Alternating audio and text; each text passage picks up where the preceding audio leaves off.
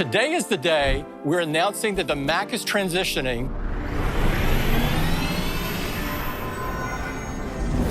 to our own Apple Silicon. It truly is a historic day for the Mac. It's officially been 5 years since Tim Cook walked out on stage and announced that Apple is ditching Intel's x86 chips and going all in on ARM-based Apple Silicon chips for the Mac. So after 5 generations, from M1 to M5 on this 2-month-old 14-inch MacBook Pro, was Apple right? Did Tim Cook make the right choice, and did Intel's x86 start to die like I predicted 5 years ago, at least for the laptop market? Well, the best way to do that is to compare a modern, high-quality Windows x86 laptop to Apple's new M5 MacBook Pro to see how Apple's big bet is paying off. And holy smokes, are you about to have your mind blown? This right here is the new Dell 16 premium laptop, basically the new XPS, sporting one of Intel's best x86 laptop chips, the 16-core Ultra 7 255H, as well as 32 gigs of RAM, 1 terabyte of SSD, and NVIDIA's latest RTX 5070 GPU, and this thing's currently pretty expensive, $3,200, but yes, it does come with a pretty dang nice 120Hz OLED 400 nit display with nice and thin bezels and a really great design overall. And believe it or not, I'm gonna do the craziest thing ever and compare this x86 laptop to Apple's base M5 MacBook Pro, packing just 10 cores for both the CPU and the GPU, half the RAM, so 16 gigs, half the SSD, so 512, and this thing is currently on sale for $1,350 on Amazon. So essentially, it's a 14-inch David versus a 2.4 times more expensive 16-inch Goliath. So let's jump right into it. First off, we have the SSD speeds, and here you can see that the MacBook has a huge upgrade in terms of the SSD now being faster than the Dell 16 Premium, and same thing for the write speed with an even bigger lead. I mean, these new SSDs that Apple put in the M5 are really fast. Now moving over to CPU performance with single core in Geekbench 6, holy crap guys, 52% faster single core performance on the M5. That is absolutely mind-blowing. This essentially makes the laptop feel a lot more snappy for things like opening up basic apps and also web browsing, which I did test Speedometer 3.1. It's a web browsing benchmark, and here, basically 60% faster or snappier web browsing on this base M5. I then tested web design in Figma. This is a project provided to us by our partner 500 Designs, one of the best studios out of California. And here, the Dell 16 Premium did take a lead, being 10 seconds faster. But then moving over to multi-core performance in Geekbench 6, somehow this base MacBook Pro with the base M5, just 10 cores versus 16, is faster in terms of multi-core performance. Now I know what you're gonna say, that's just Geekbench. Why don't you just go ahead and run Cinebench? Well, I did the 10-minute CPU multi-core stress test, and guess what?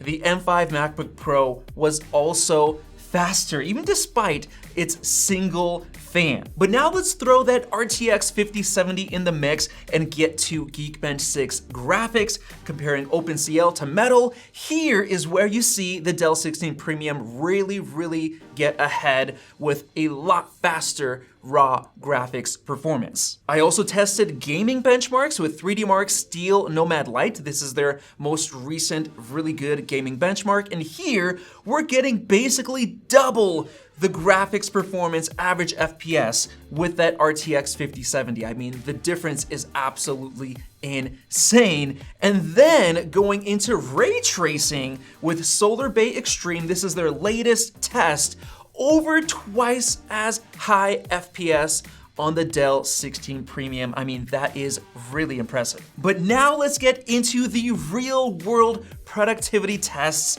and this is where the M5 really starts to take off, just like our sponsor. Meet the Antigravity A1, which is not just a better drone, but a better way to experience the world. I was skeptical, but the world's first 360-degree immersive flight feels like you are flying, since you can look anywhere you want to like a bird, and the 8K 360 video capture means you can fly without worry and then frame your shots afterward and get incredible, creative, and cool results like no other drone can. And the headset is incredible, with a cool display so others could see what you're doing, along with tons of cool modes like SkyPath, so you can set a path and let others experience full immersion without needing to fly. With that, the point-to-fly motion controller is way easier and more intuitive than any other control device that I have used, and the AI-powered auto editing makes it easy and quick to make videos for all platforms. There are so many more impressive features, so check out my full in-depth video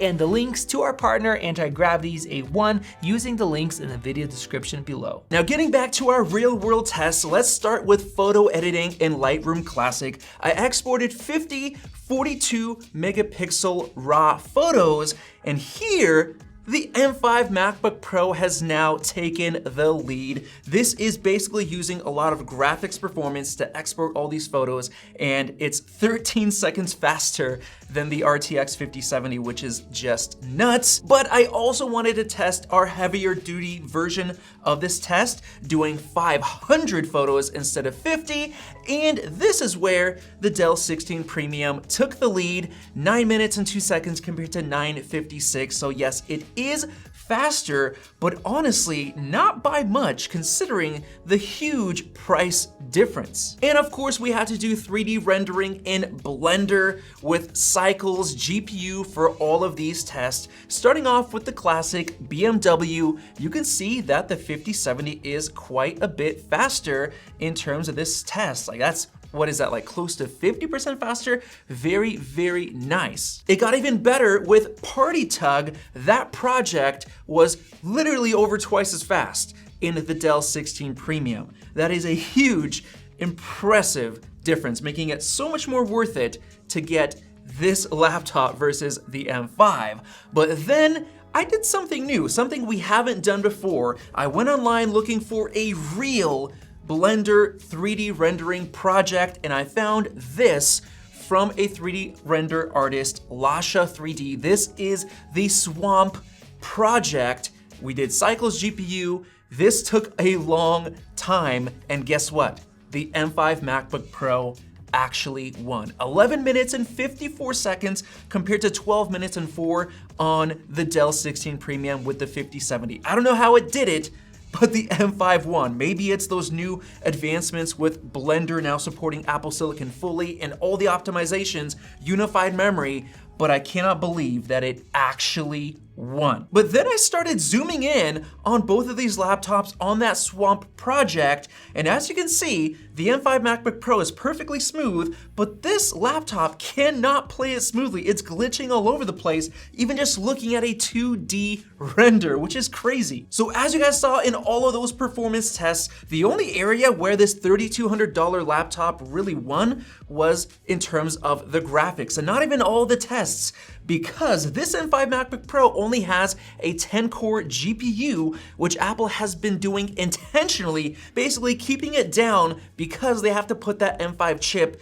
in the super thin iPad Pro, which is just mind-blowing. And of course this loses because it's going up against an RTX 5070, which uses a ton of power with a lot more raw graphics performance. But due to Apple Silicon's efficiency with unified memory and the huge boost in 3D rendering that we got with the new M5 architecture, it somehow won in that heavy-duty Blender Swamp render. And all of this with a $1,350 price tag on Amazon compared to $3,200 of some of the best that Intel's x86 can offer right now, not to mention the resale value difference between Windows and Mac. Every single MacBook that we've ever tried to sell on Facebook Marketplace sells within a week or two, while we have a huge stockpile of Windows laptops that just will not sell even after cutting the price in half and even lower. Nobody wants them. No one is interested. So at this point, 5 years after Apple switched to Apple Silicon for the Mac, it seems like the only remaining reason why anyone should buy a Windows x86 laptop is for gaming or for Windows exclusive apps. Other than that, Apple has now finally proven their superiority in the laptop market, and Tim Cook's legacy is now set in stone. But the craziest thing of all is that Intel will now be manufacturing the very Apple chips that started to kill their own x86 chips off. Now with that out of the way, let me finish off with my thoughts on the M5 MacBook Pro as an overall $1,350 package and how it compares to the rest of Apple's MacBook lineup. First off, it has a great design, great portability with a 14-inch display, which is great, but not perfect. Of course, tandem OLED is coming soon, but keep in mind that OLED display is coming first to the M6 Pro and M6 Max models, which are redesigned. The next M6 base model MacBook Pro is not getting a redesign and no display upgrade at all. It's gonna stay the same, just a chip update. But comparing performance, the M5 beat the M4 Pro in some tests like AI image generation, which was crazy to see, and the performance of the M5 is really promising for the M5 Pro and M5 Max MacBook Pros coming in the spring, and I can't wait to see it. But for now, the M5 MacBook Pro for $1,350 is a great choice for anyone considering switching from Windows over to a MacBook for the first time, since you get great performance. But if you need more of a portable laptop for simple things like business or student work, the M4 MacBook Air for $750 on Amazon is the best value laptop of all time. So I'm gonna leave the links to both of those down below. And to finish off, let me make one more prediction.